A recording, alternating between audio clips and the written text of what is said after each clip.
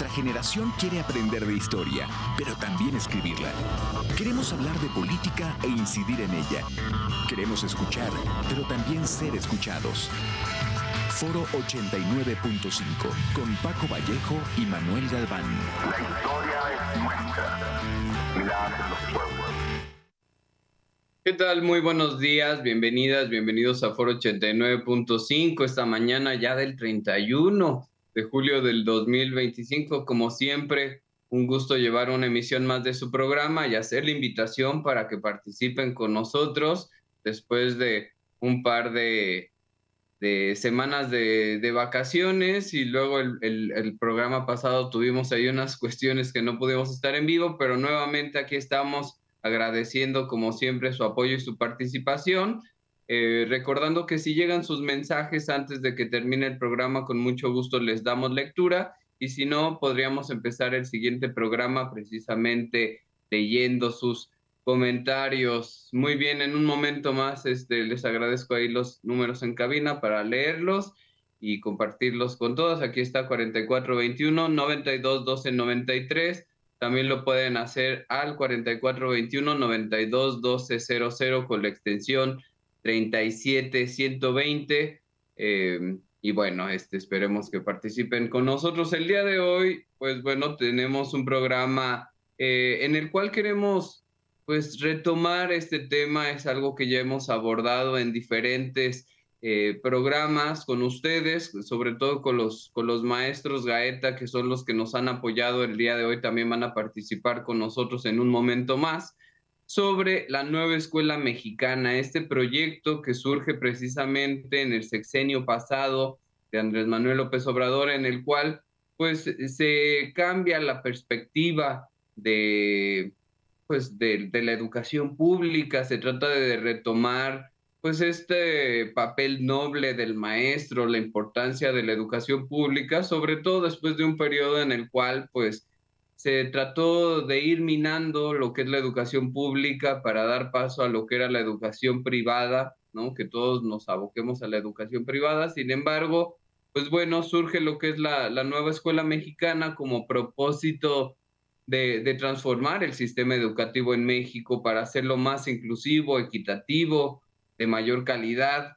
Dentro de sus objetivos se incluía garantizar el desarrollo integral del educando, no solo en lo académico, sino también atender lo emocional, lo social, lo físico, cosa que pues durante algunos periodos pues no se consideró. También reorientar el sistema educativo nacional, adaptándolo a las necesidades actuales de la sociedad, fomentando un aprendizaje significativo y no solo pues el repetir un aprendizaje, digamos, el aprender sin reflexionar, sin razonar, sin vincular con su realidad, sin vincular con la cultura. Y todo esto son cuestiones que en el texto, en el ideal, es lo que se estaría buscando. Sin embargo, lo que hoy vamos a estar platicando, cuestionando, es si esto realmente se está logrando ya ahora en el segundo sexenio donde se impulsa la nueva escuela mexicana. Pero vamos a saludar a los maestros. Gaeta, buenos días, ¿cómo están? Buenos días, bien. Buenos días, Kevin, un gusto estar aquí nuevamente. Perdón, Paco, un gusto estar nuevamente en el programa. Sí, buenos días, el maestro Cliserio y el maestro Luis Gaeta. Un gusto saludarlos nuevamente aquí para darle continuidad a este tema tan interesante, ¿no? Que hablábamos cómo, pues bueno, desde el sexenio pasado se hablaba de cambiar ciertos aspectos fundamentales del sistema educativo, y ahora que ya llevamos prácticamente 7 años en este cambio, pues bueno, podemos empezarnos a hacer ciertas preguntas importantes como ¿qué tan profundo ha sido este cambio? ¿O seguimos en el discurso y ha costado trabajo aterrizarlo a la realidad? ¿Cómo lo ven ustedes también desde el magisterio, desde el papel como maestros? Bueno, antes que nada, pues muchas gracias por la invitación a este programa. Un saludo a todos los televidentes, a todo el auditorio. Al parecer, no hay continuidad en la intencionalidad que tiene la nueva escuela mexicana con este nuevo sexenio y con el nuevo secretario de Educación, que es Mario Delgado, puesto que lo que él propone no se fundamenta en las teorías que fundamentan la nueva escuela mexicana. Él dice dos cosas específicamente: que los consejos técnicos se van a convertir en lugares, en comunidades de aprendizaje donde se comparta la experiencia, es decir, la experiencia docente y la experiencia de aprendizaje de los niños. Y eso precisamente no está dentro de una de las teorías que fundamentan la nueva escuela mexicana, que es precisamente la pedagogía crítica. Cuando él presenta este tipo de temas para convertir los consejos técnicos en lugares de comunidades de aprendizaje y en la experiencia, de alguna manera genera un retroceso. No es para consolidar la nueva escuela mexicana, sino para volver otra vez a teorías que fundamentaban la escuela neoliberal. Es decir, por ejemplo, en el caso del tema de la experiencia, postula como uno de sus principales representantes a John Dewey o John Dewey, como lo gusten pronunciar. Y John Dewey no tiene como fundamento epistemológico a la dialéctica. Sin embargo, la teoría crítica sí. Con Paulo Freire toda su teoría crítica la fundamenta en la dialéctica, y John Dewey la fundamenta en el pragmatismo. Y hay una gran diferencia entre este principio epistemológico que es la dialéctica y el pragmatismo. Es decir, en el pragmatismo hay un abuso excesivo del relativismo, y lo que pretende la dialéctica es generar un pensamiento crítico, es decir, ejercer una praxis educativa, no ejercer comunidades de aprendizaje. Entonces, lo que se tendría que hacer en los consejos técnicos no son comunidades de aprendizaje, porque hablar, por ejemplo, del tema del aprendizaje es regresar a la educación neoliberal, porque precisamente durante estos más de 30 años, específicamente desde Luis Echeverría hasta Peña Nieto, todo lo que fundamentó la práctica en las escuelas fue la psicología más que la pedagogía. Y lo que trata de hacer la nueva escuela mexicana es retomar otra vez la ciencia que tiene que regir y en la que se tiene que fundamentar la educación, por supuesto sin dejar a un lado las demás ciencias auxiliares. Y en el caso de lo que se sugiere con las comunidades de aprendizaje es regresar otra vez al asunto de la predominancia de la psicología, específicamente con el tema del aprendizaje.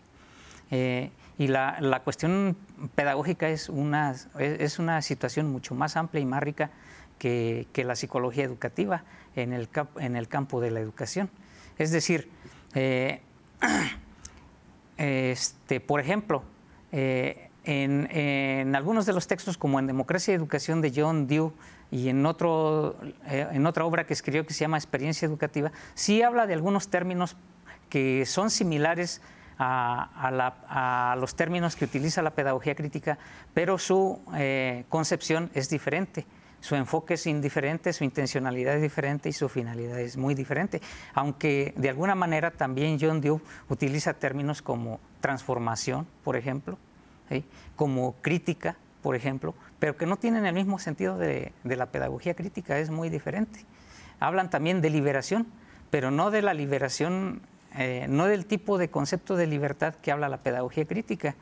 Más bien, este tipo de libertad de la que habla John Dewey es una libertad individual, y de la que habla, del tipo de libertad que habla la pedagogía crítica o Paulo Freire, es una libertad de la sociedad, del individuo en comunidad, es decir, de toda la comunidad. Sería nada más como apegado como a la emancipación, ¿no, maestro?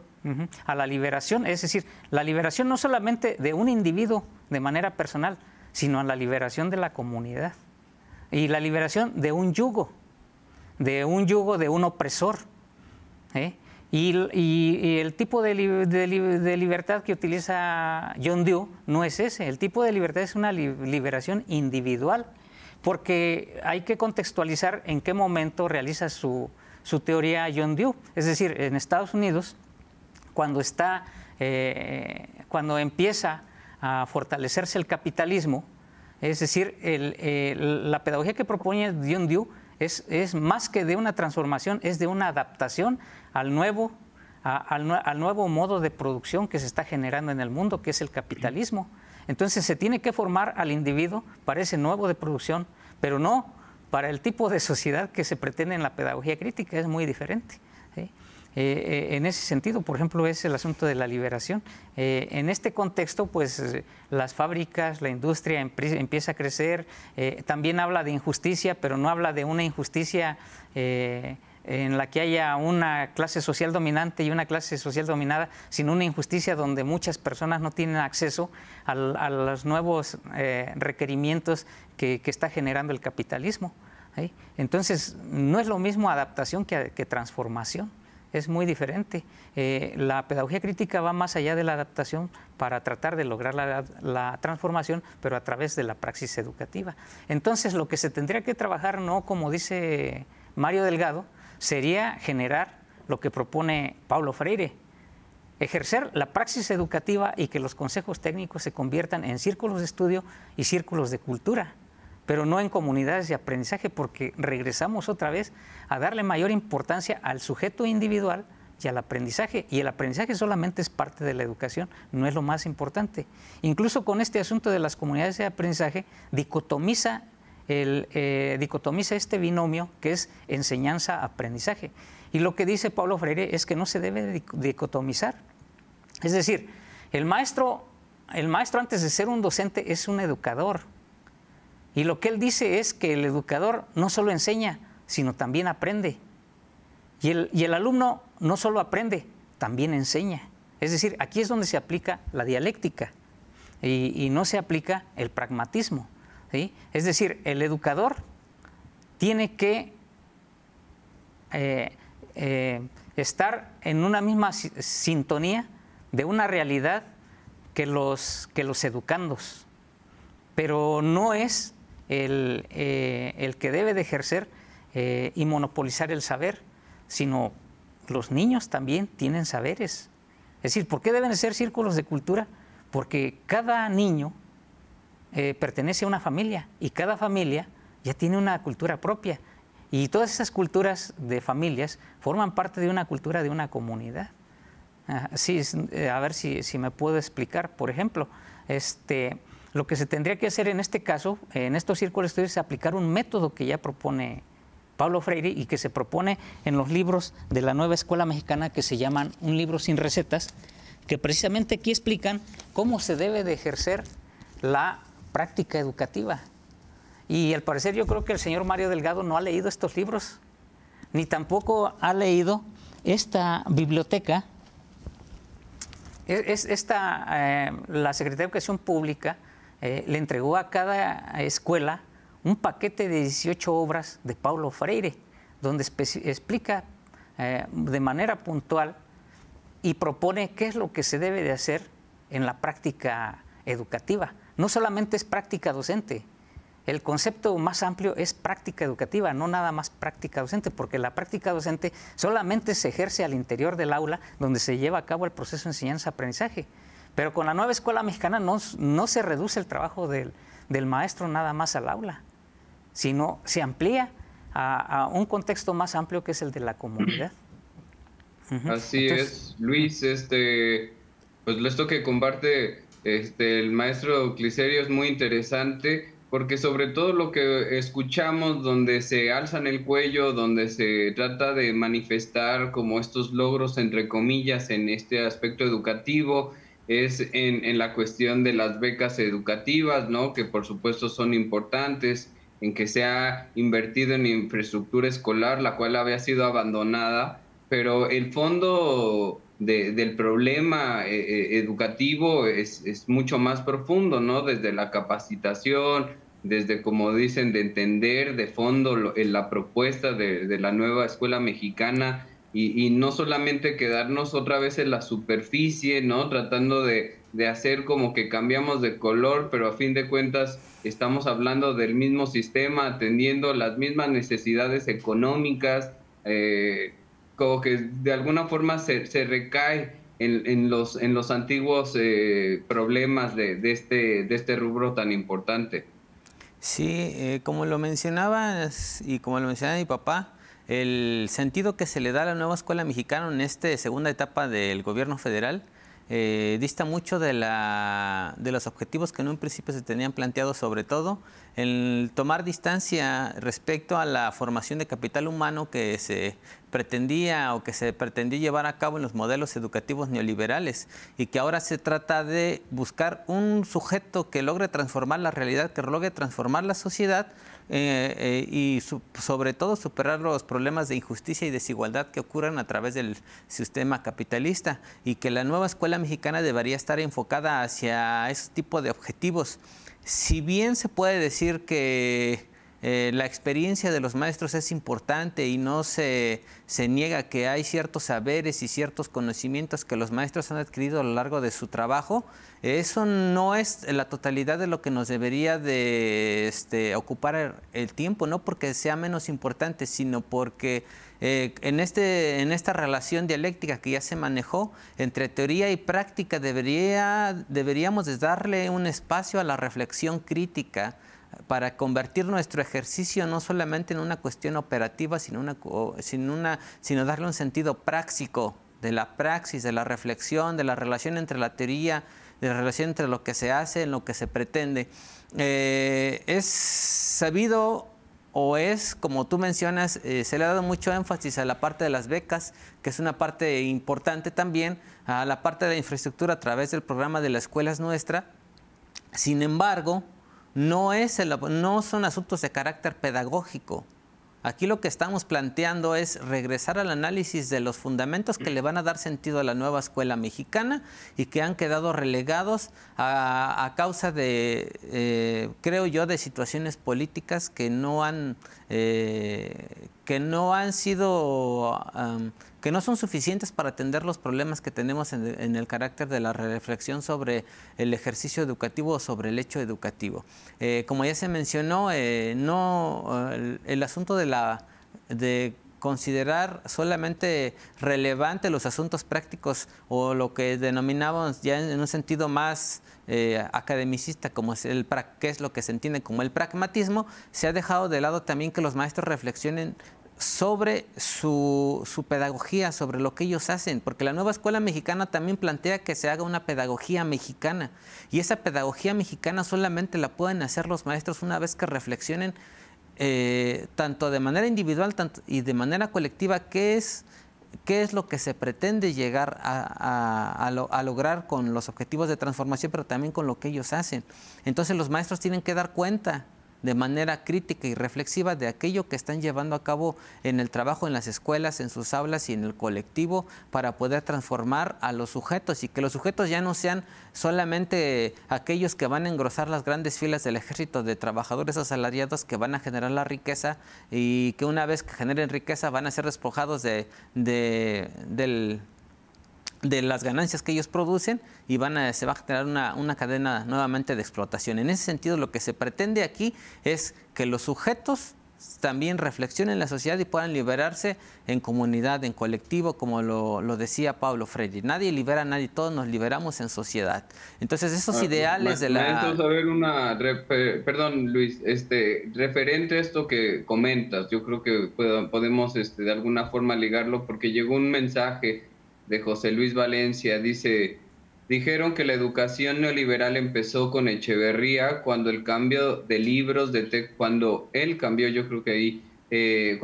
de libros de texto gratuito tenía en la portada a la patria. Los nuevos fueron hechos por los socialistas chilenos a los que Echeverría les dio asilo.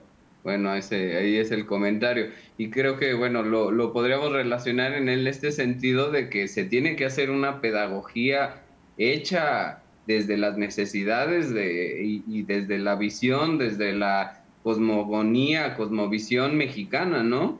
Sí, uno de los fundamentos de la nueva escuela mexicana son las epistemologías del sur, o las epistemologías de las ausencias, ¿no? Donde se pretende pues descolonizar todo el asunto epistemológico, toda la pedagogía colonial que ha predominado en la educación en América Latina y precisamente en México. Entonces, la nueva escuela mexicana, al dar la posibilidad al maestro de generar una pedagogía nuestra, hace un proceso de descolonización que lo que le correspondería al maestro es pensar de manera crítica su quehacer y su compromiso social frente a los problemas que se enfrentan en nuestro país y los problemas que enfrentan en su escuela, con sus estudiantes y con sus compañeros. De eso se trata, de descolonizar también la pedagogía. Si bien los aportes teóricos que se han generado a través del tiempo con diferentes pensadores son importantes, esto no es suficiente como para poder estancarse ahí y que el maestro no se posibilite como un agente que pueda crear conocimiento, porque el maestro también tiene que generar conocimiento, y en ese generar conocimiento pues se va a generar una pedagogía mexicana, una pedagogía nuestra, una pedagogía descolonizadora y una pedagogía de la libertad y para la libertad de los sujetos. Sí. Maestro Clicero, entonces ahí lo que comenta Luis es de que debe de haber una gran responsabilidad crítica desde cada maestro, ¿verdad? De ahí viene una gran parte de este objetivo. Sin embargo, ahí, ¿cuál sería el papel del Estado para apoyar o de la Secretaría de Educación Pública en este sentido? Porque, bueno, si volvemos a dejar esta responsabilidad crítica, analítica, reflexiva, que cada individuo, que cada maestro, por supuesto, maestra, debe de tener, pero ¿cuál es el papel del Estado? ¿Cuál es el papel de la Secretaría de la Educación en este sentido para que pues precisamente el colectivo de maestras y maestros logren y alcancen estos objetivos, sí, estos objetivos? Está muy bien la pregunta. Hay algo más importante que la responsabilidad. La pedagogía crítica, aparte de que te habla de responsabilidad, te habla de otro concepto más rico, que es el compromiso social que debemos de tener los maestros. Y eso es más... Tú puedes ser responsable, llegar a tiempo, cumplir con lo que se te dice, las órdenes que te dan, meterte en el asunto burocrático y cumplir con toda la normatividad y todas las cuestiones administrativas, y eres un trabajador responsable. Pero no necesariamente todas las personas que son responsables son comprometidas. Y aquí el compromiso es más importante, porque el compromiso no se rige nada más sobre cuestiones normativas y administrativas.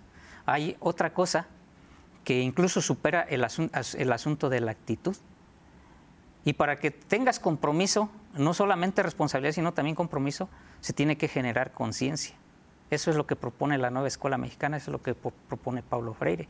Si no eres consciente de esta situación, de esta realidad que se vive, si no eres consciente de que hay injusticia y hay desigualdad, y no solamente que lo entiendas, sino que actúes, ¿sí? Entonces es más rico todavía el asunto del compromiso social que deben de tener los maestros. Pero ¿cómo se adquiere ese compromiso?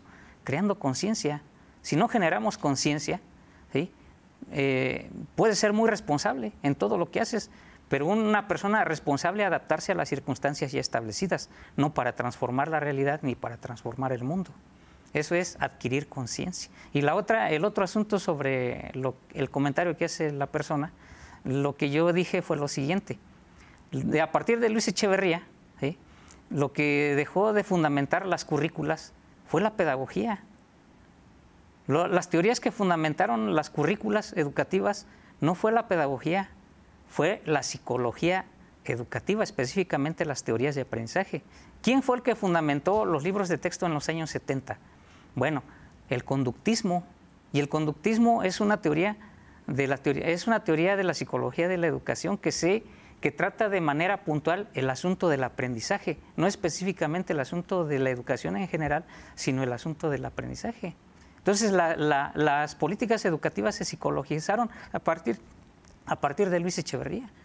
Y aunado a ello, que fundamentaba estas currículas, aparte del conductismo, fue la taxonomía de Bloom, fue la ciencia de la comunicación y la teoría de sistemas, es decir, una teoría de ingeniería, no era una teoría pedagógica. Y después, posteriormente, en la siguiente reforma educativa que hubo, que duró más o menos como 30 años. Maestro Glicerio, Sí. perdón que interrumpa, se nos va a acabar el programa, pero hacemos la invitación para darle continuidad la próxima semana.